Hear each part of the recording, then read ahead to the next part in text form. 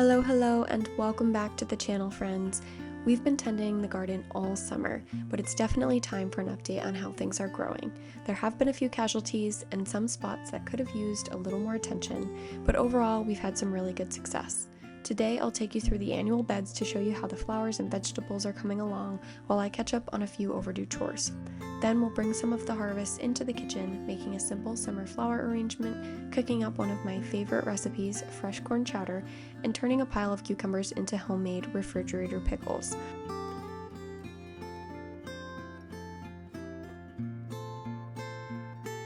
It has been quite some time since I have showed you the garden. I think the last time you saw it was when we planted everything, and now it's mid-August. So a lot of things have done well, some things have done not so well, some things are well overdue for picking and clipping back, and there are plenty of things that I just need to rip out, including a lot of weeds.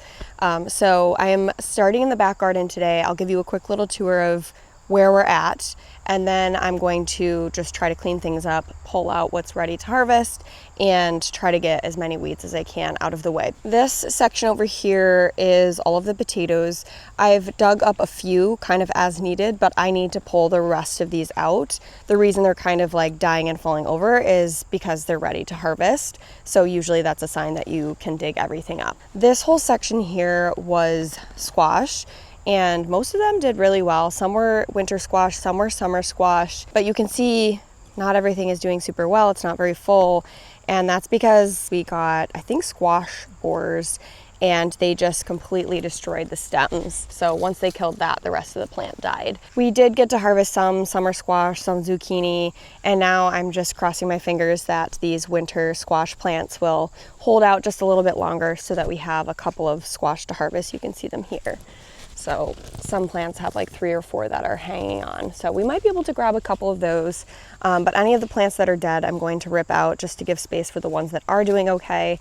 Next to the squash, we have a big kind of open space here because this was where all of our shallots and garlic were, and I pulled those up a few weeks ago. They were all starting to flop over. I had already harvested the scapes, and it was time to get them out of the ground. I didn't want to wait too long. So I will show you what we pulled up once we head inside.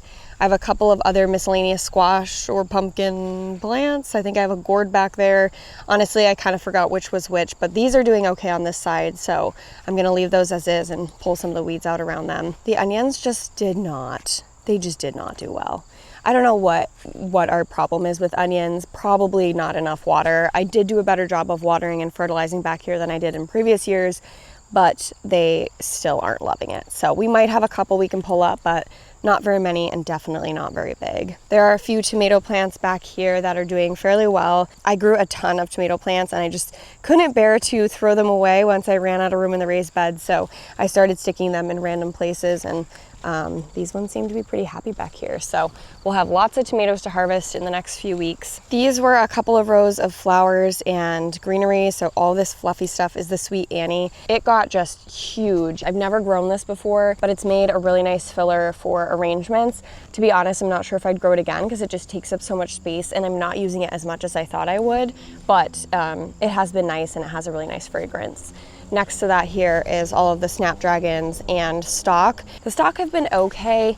I think, again, perhaps lack of water. They've been a little bit dry and sad looking lately, but it has been very hot. The snapdragons, I learned that if you cut them, they're like cut and come again flowers. So they create these branches here to create more flowers.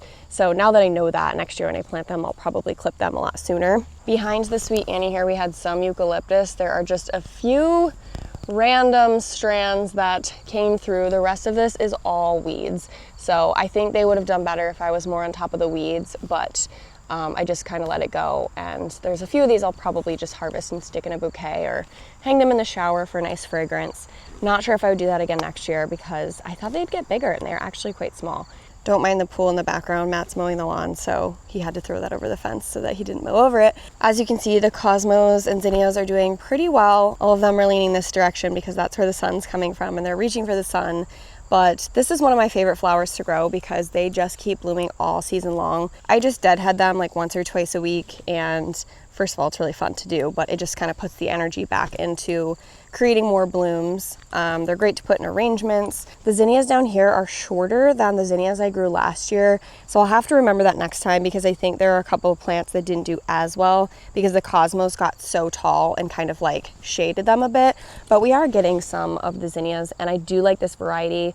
I think this was the ballerina variety from Johnny's, and they're just like a more pastel, sort of like soft peaches and pinks.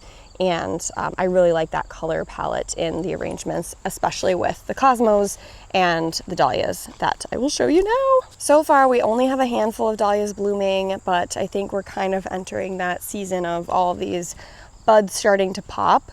And I'm really excited because, first of all, I don't remember which variety was where. I just threw them in the ground. But I also have way more varieties than I've ever had before. So it's been fun to see which ones are popping up first and just the variety of colors and shapes. I think that's one of my favorite things about dahlias. They all just have their own personality and they bloom at different times. I definitely think they needed more fertilizer, but you know, that's okay. We've still got a ton of buds. So I do have hope, and really my end goal at the end of every season is just to try to dig up as many tubers as I can. So even if half of these did well and we can harvest some tubers to save and plant for next year, I will call this a success. Last but not least, around the back here are our sunflowers. Last year I had such a hard time getting these to grow. The beetles just went to town on them when they were little baby seedlings. So this year I just threw a ton of seed I collected from last year in the ground, and truly like every single one of them came up. I mean, look at the number of stems here. It's absolutely crazy. So I'm really excited about this because I think it's going to be really fun once they all bloom. But so far we just have the one right there, and she looks pretty happy. I would say that's a pretty darn perfect sunflower. And there are a ton of buds just like hiding in the leaves here, ready to pop in the next week or so. So I'll definitely share how that all looks once they start to bloom. So that's how things are doing in the back garden so far. Like I said, we did have some early success before some of the plants died, but now it's time to clear some of those dead plants out, pull out some weeds, harvest what is ready to harvest, like the potatoes and flowers, and then we'll move on to the raised bed gardens, and I'll show you how things are doing over there.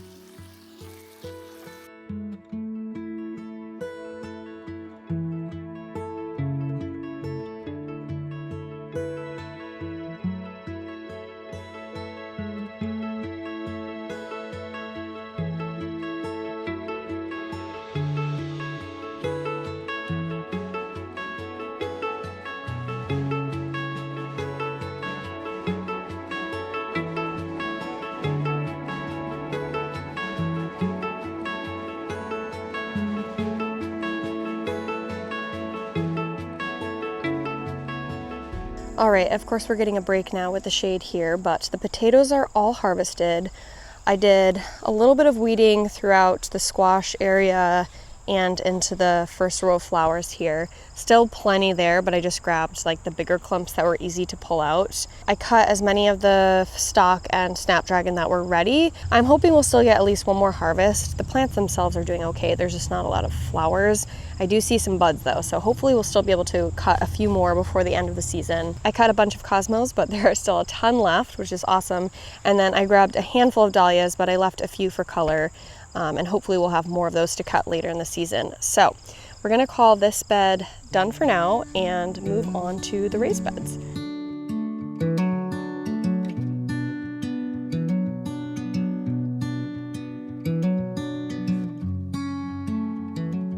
All right, we will do a quick tour, and then I've got some things I need to harvest and clip back, and then I'm going to rake up the stones because all kinds of things have fallen in there and I need to tidy that up. So over here in the first bed to the right, unfortunately our fennel bolted, but I always love to leave it because it will go to seed and it's just pretty, so it adds a nice bit of texture in the garden. This is the same thing that happened last year, so I'm not exactly sure what I did wrong. It potentially didn't have enough sunlight, but I'll have to try it in a different place next year. Overall, this side didn't do great. I've removed the netting from the lettuce. All this has bolted. I didn't do succession planting like I said I was going to do because I just ran out of time. But I've just left it in here again for texture. It's very bitter now, so it doesn't taste the greatest. We've got some basil over here. This did okay. It just took a little bit of time. Again, this bed doesn't have a ton of sun, so it's just a little bit slower than the other basil. And then This is a vining plant. I don't remember if this was a cucumber or a pumpkin or a squash, but there are still a couple of flowers on here, so we'll have to see if anything comes of that. The 2 tomato plants I planted on this side of the trellis haven't done the greatest just because there's less sun, but they are still slowly making their way up.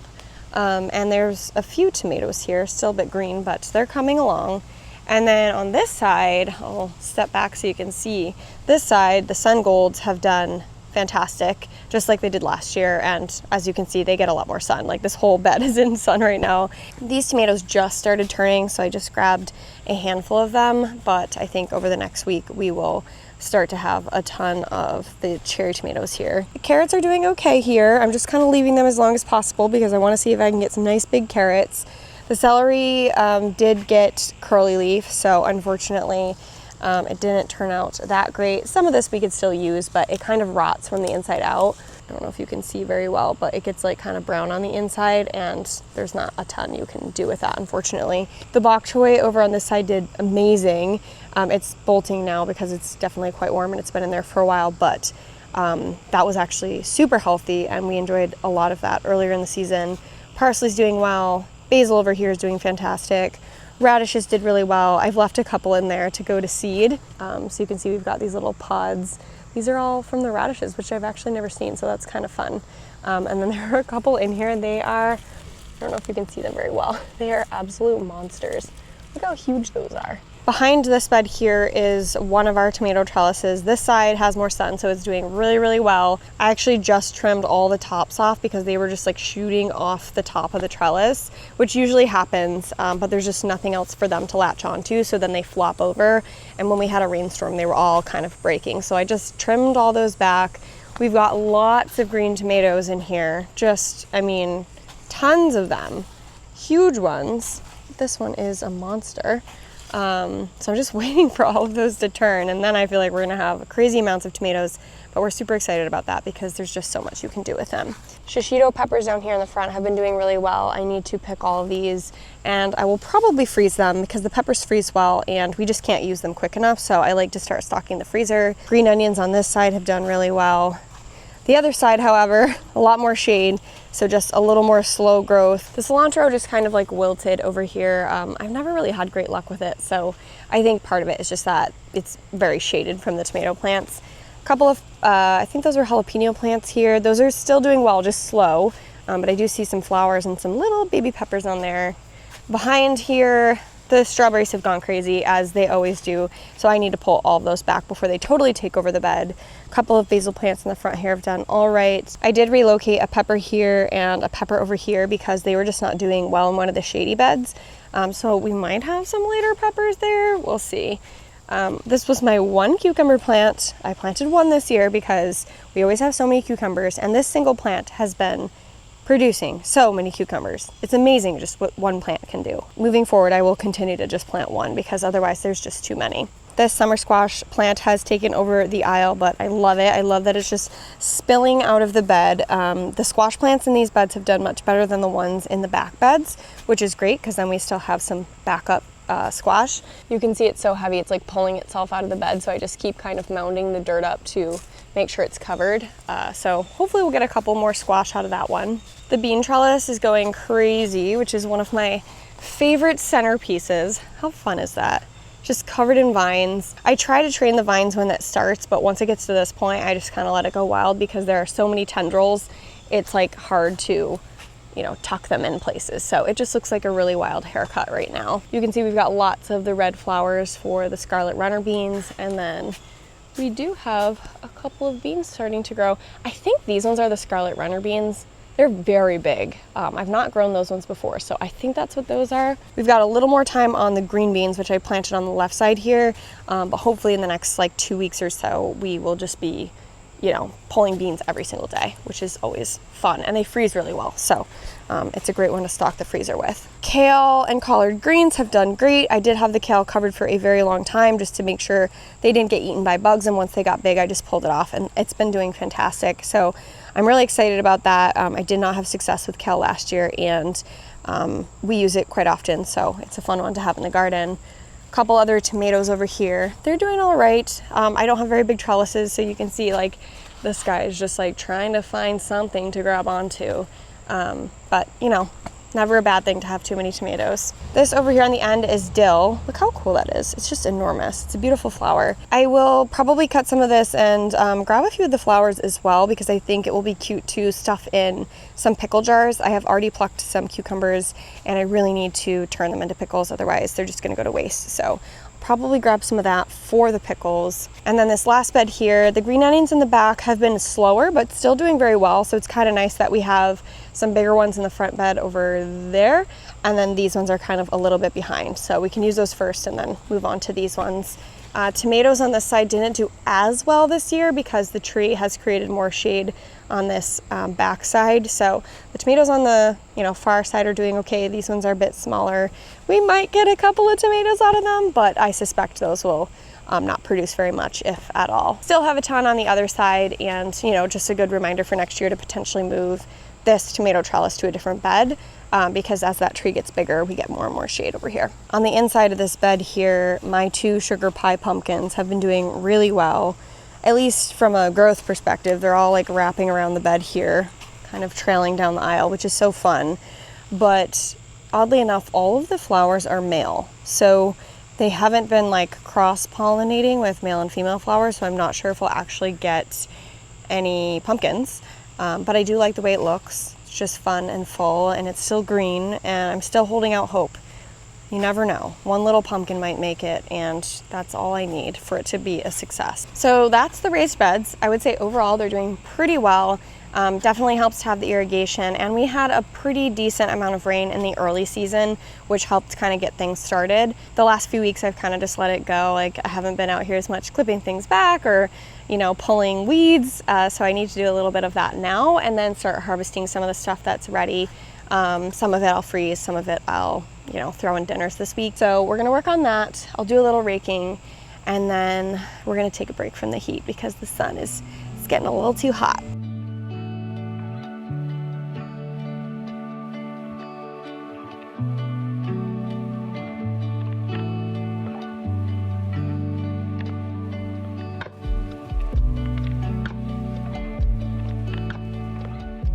Okay, sadly this bee balm plant has become too tall for this space. I've just kind of let it go through its cycle, but all the petals have dropped now, and I believe it's going to seed. And as you can see, it's just flopping over. It is well over my head, which is crazy because I have another one over there that's like, up to my waist, a little bit higher. So I'm just gonna pull this out and probably compost it. This was really easy to start from seed and would be very easy to divide. And I have a plant over there, like I said. I have another one out in the front garden, and I have a ton of seed left. So I think we're gonna sacrifice this plant. The bees have loved it, but it's past its prime and it's not looking very nice in this corner anymore. This has the craziest root system. There are a ton of what look like fresh roots on this, so there very well could be more of the root system in there, in which case we might get a fresh plant next year. So I'm just gonna let it go and see what happens, and we can continue digging it up if it keeps getting big like that and taking over the corner. All right, I am sweaty. All I have left to do is pick up the piles that I raked in the garden, and I might save that for later. I just need to throw them in the wheelbarrow and bring them out to the back to dump them in the compost pile. So I'm gonna wrap up out here, bring everything inside, and take a shower because I feel gross.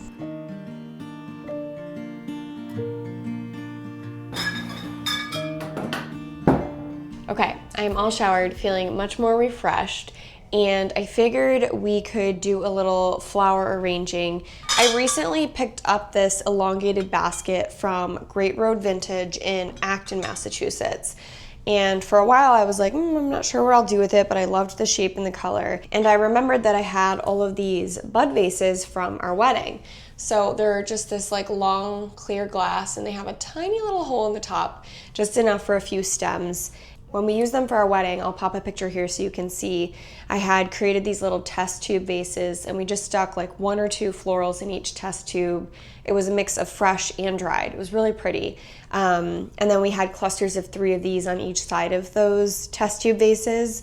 And every now and then now I pull these out. I have a couple in the bathroom. Sometimes I'll use them as a centerpiece on the dining room table or on the mantle. But when I got this basket, I was like, oh, that would be perfect to fit a bunch of these in and then fill it with flowers. The thing I love the most about this is you don't need a ton of flowers to make it look full. Just the nature of the long basket and the numerous vases makes it feel fuller than it actually is. So I'm just going to take the flowers out of our bucket here, clip off the ends, and start sticking them in the vases here.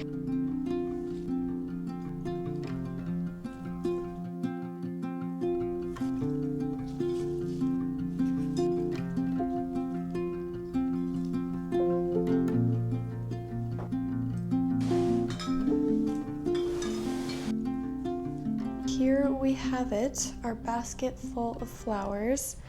I really just like kind of keep shoving them in the bud vases, and it could be any mix of flowers. I mean, all of these are different colors, different shapes, different sizes. Some are shorter, some are taller, but it looks so full, and I think it's just because it's elongated and there are a ton of different vases to kind of spread it out. So this has been a really fun way to use up blooms before they're spent in the garden and just bring some fresh color and fragrance into the house. You could do the same thing with any size or shape basket, any collection of containers, as long as they fit in the basket, they're not too loose. And once you fill it with flowers and greenery, you can't even see the vases really anyway. So let me know what you guys think of this, and if you do anything similar.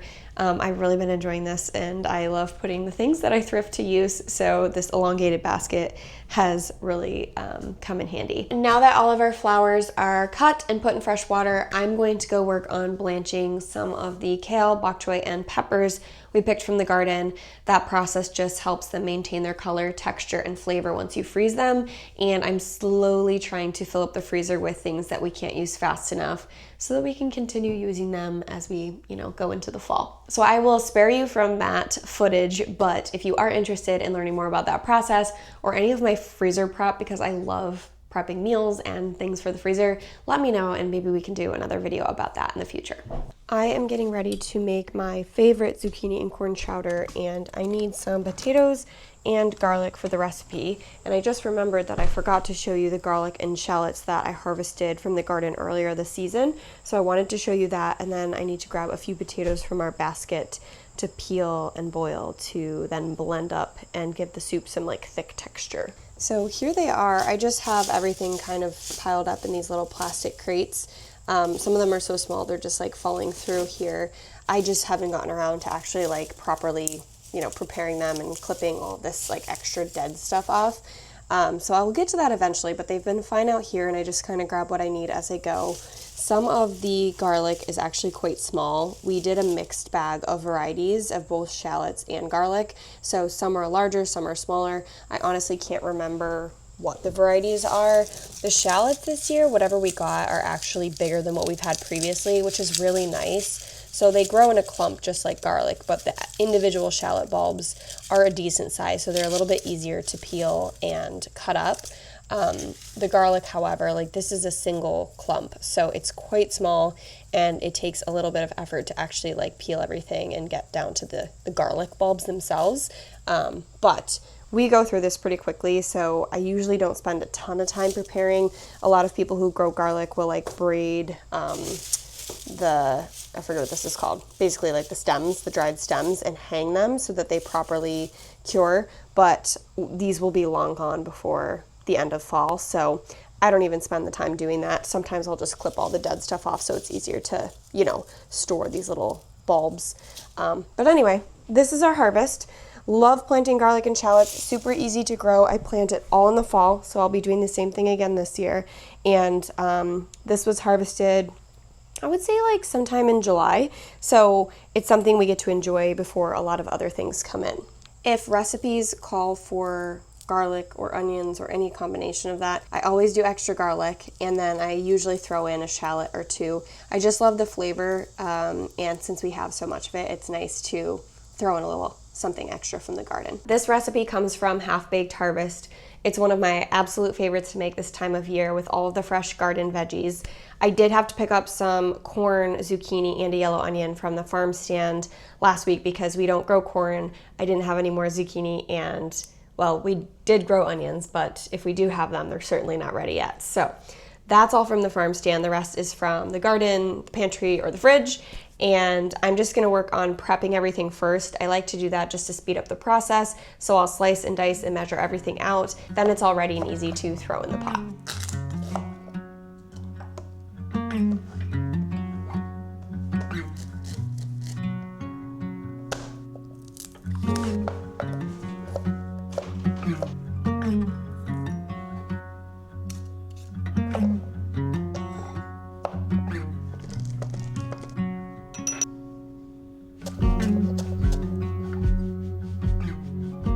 Now that we have everything prepped, I'm going to start with the bacon. I just cook everything in a Lodge Dutch oven. You can use really any large pot, but we do have quite a few ingredients here, so a bigger pot makes it easier and it doesn't get too full. So I'm gonna start with the bacon. We'll get that all crispy. Then we'll use some of the bacon grease to cook up some veggies and some spices. Then we'll throw the potatoes in with the broth and let those boil so they get nice and soft. We take everything out, put it into a blender, blend it all up, put it back in the pot, and then we'll add the cheese, the heavy cream, some salt, pepper, a couple of extra spices to taste, and that's it. We'll top with the crispy bacon, and then I'll dice up some sourdough bread we have left over from last week. Just top it with some olive oil and salt and throw it in the oven to make some crispy homemade croutons. And I think that'll be it for the soup.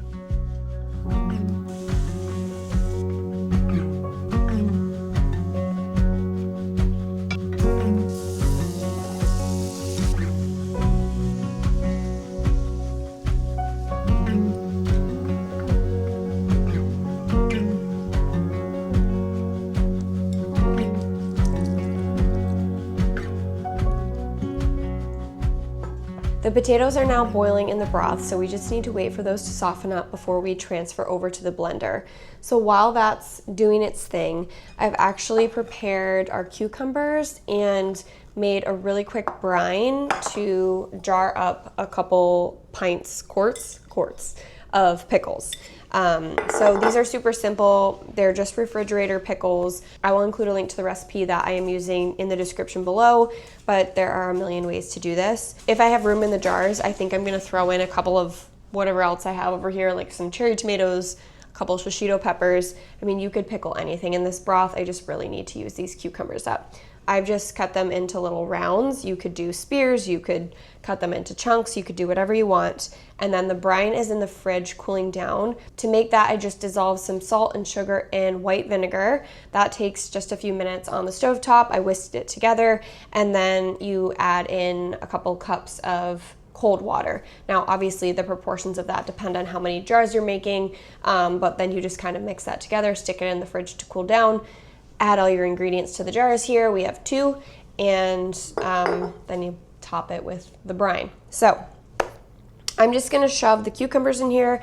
I've got some coriander seeds, some yellow mustard seeds, some red pepper, and then some garlic cloves that I've just chopped into chunks that I'll split between the jars. Then we'll add the cucumbers and pour the brine in. We had just enough liquid to get almost to the tippy top. I'm gonna put the tops on and then kind of give it a little shake, because I think once everything kind of like resituates in the jar, it'll actually be covered, and I don't want to make another batch of brine. So I actually use these plastic wide mouth ball jar tops because the metal ones often rust, and after a couple of uses I find myself throwing them away. So I do use them for the first few times, but then once I run out of those, I just move on to the plastic lids. I also like these for freezing. I do freeze things like soups in the jars, which I will probably do for some of the leftover soup we're making. And the plastic lids just hold up a little bit better. They're easier to remove. They don't get rusty, like I said. So I will include a link to these if you are also a mason jar user. There's different sizes depending on which size jars you use. They wash up really well. They have a little gasket that you can take out to clean really well too, so it doesn't get moldy. So highly recommend. So there we have it. We've got 2 jars, mostly cucumbers. I did throw a couple of cherry tomatoes and shishito peppers in there just to fill it up. And I'm excited to see how these taste. I'll probably let them sit in the fridge for a couple of days just to like really marinate before I actually eat anything, but if you're looking for ways to use up some of your garden veggies, this recipe is really easy and you can do it with all kinds of things. Our potatoes are now soft, so I'm going to transfer half of this mixture into the blender so we can blend it up nice and smooth. Then we'll pour it back in so we have a mixture of like smooth and chunky kind of veggies and potatoes. You could definitely blend the whole thing if you want more of a smooth soup texture, but you would probably need to do it in 2 batches just because this wouldn't all fit in this size blender. Now we'll just add this back in. I'm just using tongs because that's what I started cooking with when I made the bacon, and I haven't gotten a spoon out, so we're just going with it. Now, before I add the cheese and the cream, I'm actually going to ladle a little bit of the soup into some mason jars to freeze. The reason you don't freeze it with the dairy is because the dairy separates once you thaw it and it gets kind of funky. So it's better to freeze it without the dairy. Then when you're ready to eat it, you can thaw it and add the cheese and the cream or whatever you want to add at the time of eating. So I'm just going to scoop out maybe 2 or 3 jars worth, and then we'll add this stuff in as well as the honey to finish this off.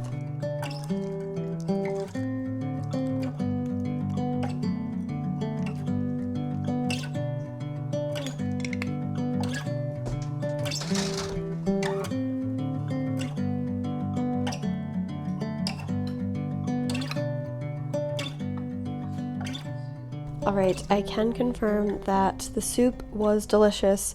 We made BLT sandwiches, which is what I dipped in the soup, and it was wonderful. A lot of bread, a lot of bacon, but lots of flavor. So, like I said, I will drop the soup recipe and the refrigerator pickle recipe down in the description, which, by the way, I totally forgot. I had cut some fresh dill from the garden and I ended up shoving that in the jars along with some dried dill that I just shook in the top and then shook in the jars to kind of spread it in. So really wanted to maximize that dill flavor. It was not in the recipe if I remember correctly, but I just totally forgot to stick it in. Now that I'm sufficiently full, I'm going to head upstairs and get ready for bed, maybe watch a movie, maybe read my book. I've been reading my book and like 1 page in, I fall asleep, so I haven't been getting very far, but we'll see. Maybe I can get a couple extra pages in tonight. As always, thank you so much for watching. If you liked the video, make sure to give it a thumbs up, hit that subscribe button, click the bell notification if you want to be notified for future posts,